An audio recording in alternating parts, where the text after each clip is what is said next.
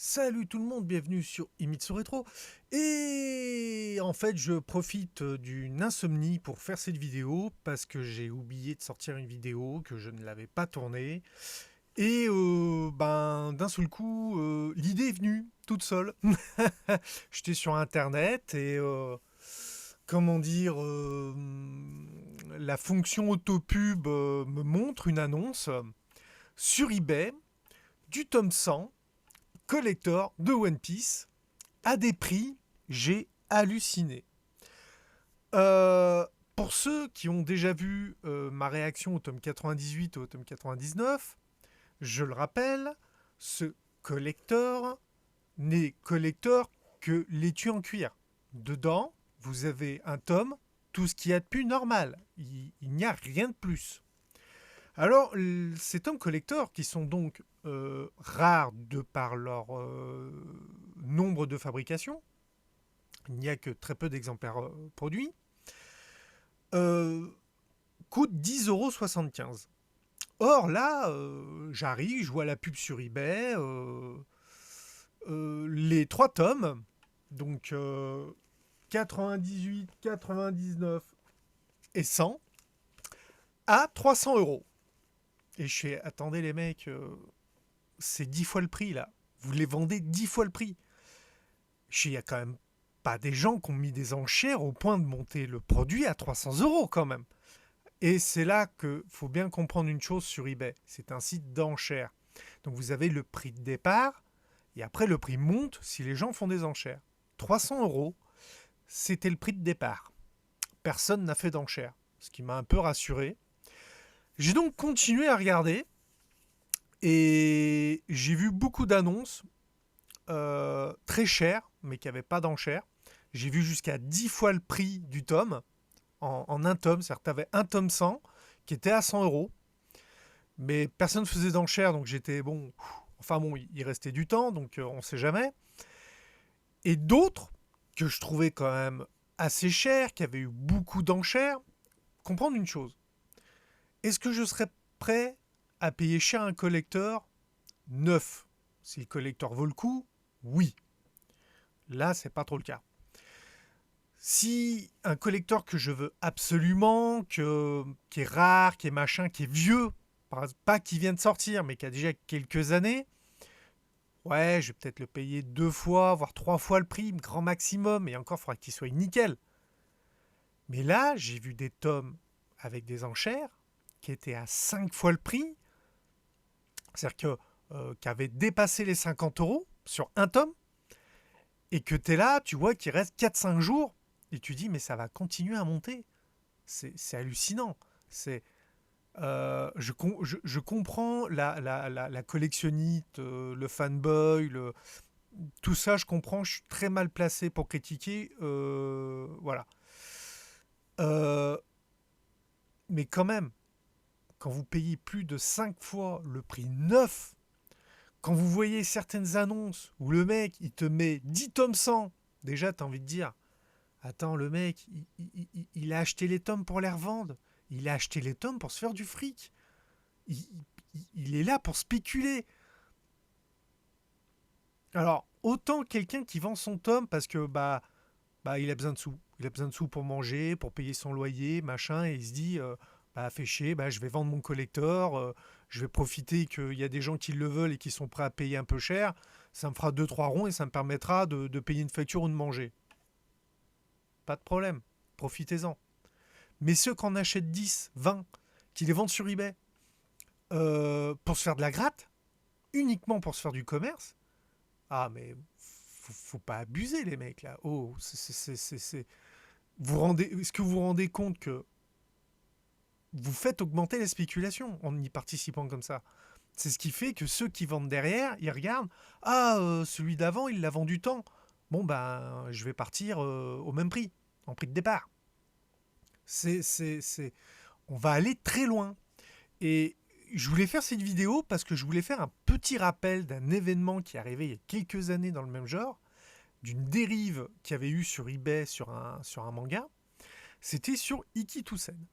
Il y a quelques années, faut savoir une chose, Iki Toussaint, c'est édité en France par Génération Comics, donc Panini Comics, l'éditeur italien qui fait dans plusieurs pays d'Europe. Et ils ont une politique de... ils ne republient pas. Ils font pas de réassort, ils font pas de réimpression, rien. Quand ils ont sorti Iki Toussaint, l'animé n'existait pas. Et au début, quand ils ont sorti le tome 1, je crois qu'ils en ont sorti moins de 10 000 exemplaires. Donc, au début, ah bah tiens, ça se vend bien. Bon, bah le tome prochain, on en fait un peu plus. Puis un peu plus, puis un peu plus. Puis l'animé sort. Il cartonne en France. Explosion des ventes.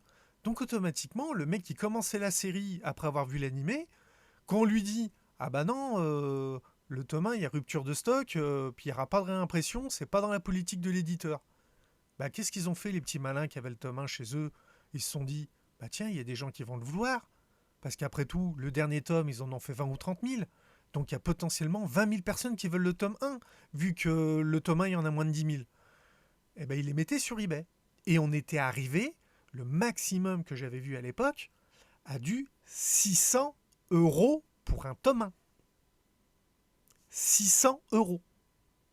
Est-ce que vous vous rendez compte? Quelqu'un, et je ne parle pas d'un prix de départ à 600 €, hein, c'est les enchères qu'il avait montées à 600 €. Quelqu'un avait été prêt à payer 600 € pour avoir le tome 1 d'Iki Toussaint, pour compléter sa série, ou pour commencer sa série. Et là, tu te dis, c'est pas bon, les mecs. Je comprends que vous voulez le tome, que machin, vous êtes fan de la série, voilà, je vais pas me répéter, je comprends le délire. Mais en arrivant à de tels extrêmes, vous créez un précédent qui aura des répercussions plus tard. Je l'ai énormément pensé à l'époque, et maintenant j'en ai encore la confirmation. L'envolée des prix des collectors One Piece, franchement, au-delà de 3 fois le prix unitaire du tome, c'est déjà... voilà, en gros, quand vous le payez plus de 35 €, on va dire, avec les frais de port, ça commence déjà à être du délire. Alors, les fans me mettront en commentaire, ouais, mais t'es pas aussi fan que nous, machin. Enfin, ils ont des arguments en leur faveur que je ne peux pas critiquer, hein. J'aime One Piece, mais pas au point de mettre autant d'argent. Enfin, je pense que c'est surtout parce que j'ai pas l'argent. Je rappelle, je ne suis pas monétisé, donc je n'ai pas d'argent à dépenser comme ça. Pour rappel, ce collector, un et unique au monde, puisqu'il ne sort qu'en France. C'est un collector qui a été fait par Glénat, approuvé par la Kodansha au Japon. Attention, ils ne l'ont pas fait sans autorisation. Il y a une rumeur, je dis bien une rumeur parce que je n'ai pas vu de confirmation, mais j'ai vu beaucoup de gens en parler, qui disent que Glénat avait demandé la permission à Kodansha de faire une réimpression pour augmenter le nombre de tomes afin de casser justement cette spéculation, puis aussi parce que ils se font de la gratte, hein, et que apparemment, toujours d'après la rumeur, Kodansha aurait refusé en disant c'est un collector, vous avez autorisé tant d'exemplaires, c'est tant, point barre. Alors maintenant, est-ce que des étrangers ont commandé le tome collector? Après tout, le vrai fan, il veut les collecteurs, tous les collecteurs qui existent, même ceux qui sont uniques à l'étranger. Alors, je vais encore faire un petit rappel. Le Japon a fait quelque chose pour le tome 100. Les couvertures mis bout à bout forment une fresque pour les tomes 99, 100 et 101. Et pas 98, 99, 100 comme en France. Mais, je le rappelle encore, vous n'avez de collector que l'étui. Dedans, c'est un tome, tout ce qu'il y a de plus normal. Le tome, il a rien, quoi. Il y a même pas un mot de l'auteur ou quoi que ce soit, hein. C'est le tome standard, hein. C'est-à-dire que les 4 € à peu près que vous payez en plus, c'est pour l'étui en cuir. C'est juste ça. Ça aurait été une surcouverture en cuir, j'aurais trouvé ça beaucoup plus classe. Donc je voulais faire cette petite vidéo pour parler un peu de cette dérive. Je vous laisse mettre en commentaire ce que vous en pensez. vous personnellement, jusqu'à un collecteur d'occasion, même sous blister, hein, jusqu'à combien de fois le prix vous seriez prêt à payer? Moi, personnellement, je pense que au-delà de 2 à 3 fois le prix, je considère que c'est beaucoup trop. C'est mon avis. Maintenant, je vous laisse vous dire ce que vous en pensez. Mais je vais continuer pendant 2 3 jours à regarder un peu cet envolé de prix. Euh, j'ai vu des gens honnêtes qui avaient mis le bouquin en prix de départ au prix de vente et que c'est les enchères qui ont monté le prix à des 40 50 euros. Donc là, c'est une décision des acheteurs. J'en ai vu d'autres qui mettaient des prix de départ qui étaient déjà à 2 ou 3 fois le prix avec des achats immédiats à 80 100 euros le tome. Et déjà, tu dis, bon, si les enchères montent jusque-là et qu'il y en a un qui dit, bon, allez, quitte à mettre 100 euros, je le prends en achat immédiat, il casse l'enchère. Bon, voilà. Mais dans un sens, le mec, il met une limite. Mais quand tu vois des prix de départ à 300 euros pour les trois, sous blister, hein, quand même, je précise, l'annonce que j'avais vue, les trois étaient sous blister. Le mec, tu as envie de lui dire, c'est-à-dire que tu considères que chaque tome vaut 100 euros avant négociation, on va dire. Avant qu'il y ait des gens qui fassent des enchères. C'est-à-dire, le mec, il dirait, tiens, si on prend ma logique à moi, de 3 fois le prix, on va arrondir, on va dire une trentaine d'euros le tome. Il ferait un lot de 3 qui commencerait à 90 100 euros en prix de départ. Bon, moi, ça serait déjà mon maximum le maximum que je tolérerais. Mais je trouverais ça encore à peu près honnête. Bon, après, si les prix s'envolent, c'est voilà, c'est les acheteurs qui sont prêts à payer cher.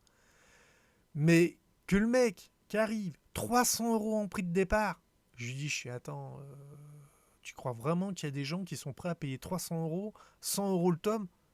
Non, je fais 100 euros les trois encore, je veux bien, mais 300 euros les trois en prix de départ et que tu espères que ça va monter, tu te fais déjà, tu multiplies par. Le mec, il multiplie par 10 quoi, en gros. Le mec, il se fait un bénéfice de par 10. Euh, non, non, moi, franchement, ça me fait halluciner ce truc. Bon, allez, je vous laisse, parce qu'à la base, je voulais faire une vidéo très courte. Allez, à plus, bye. N'oubliez pas, abonnez-vous pour suivre la chaîne. Vous pouvez me retrouver sur Twitch. J'essaye de faire minimum une vidéo par semaine. Alors, c'est vrai que les horaires sont c'est un peu quand j'ai envie. Je vous dis à bientôt pour une prochaine vidéo. Bye!